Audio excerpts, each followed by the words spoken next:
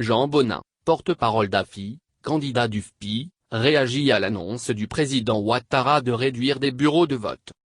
En cette période électorale Ouattara multiplie les interviews, mais également les bourdes. Analysons.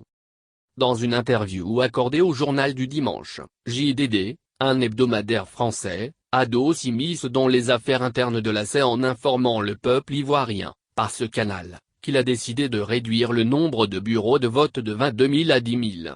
Je le cite: nous avons réduit le nombre de bureaux de vote de 22 000 à 10 000. Les forces de l'ordre seront chargées de les surveiller.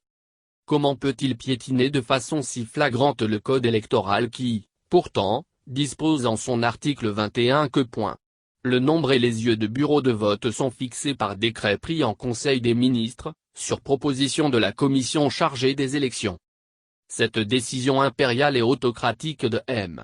Ouattara appelle de ma part deux observations substantielles. Il y a trois jours, le gouvernement annonçait qu'il était disposé à offrir aux petits un siège de vice-président à la CEI et un 5e siège à l'opposition. Lire aussi, échec du parti unifié en Côte d'Ivoire, réforme ses Gnami Inconan sans concession pour Ouattara et ses alliés. À quel titre, et en vertu de quelles dispositions légales ou réglementaires, un président candidat peut-il décider, d'autorité, et nonobstant les dispositions pertinentes du code électoral qu'il octroiera des sièges et un poste de vice-président à la CEI alors même que les postes sont électifs dans cette commission électorale dite indépendante. M. Ouattara aurait voulu démontrer que cette CEI est assez botte qu'il ne s'y prendrait pas autrement. Aujourd'hui, M. Ouattara nous apprend dans le JDD qu'il a encore, d'autorité, décidé de la suppression de 12 000 bureaux de vote. Rien que ça. En prenant une telle décision, qui légalement devrait résulter d'une proposition de la CEI, M. Ouattara démontre à satiété à ceux qui doutaient encore de la partialité de la CEI et de l'emprise totale qu'il a sur cette institution électorale, que celle-ci est bien aux ordres, comme l'est de même le Conseil constitutionnel, dont le secret des délibérations est connu longtemps avant même les délibérations. Contrairement à ce qu'il claironne urbi et orbi, le mot d'ordre de désobéissance civile lancé par l'opposition a eu pour conséquence que de nombreux électeurs n'iront pas cautionner un scrutin illégal en se rendant aux urnes. C'est un constat d'échec pour ce pouvoir qui est contraint de réduire de moitié le nombre de bureaux de vote à l'occasion d'une élection présidentielle. Une première en Côte d'Ivoire. Ce pouvoir souffrira d'un déficit manifeste de légitimité s'il persistait dans sa dynamique macabre de passage force. En réduisant le nombre de bureaux de vote de plus de la moitié, il prive subséquemment des millions de nos concitoyens de leur droit constitutionnel de choisir leur président. Comment, dans de telles conditions, pourraient-ils reconnaître un président qu'ils n'ont pas eu l'occasion de choisir?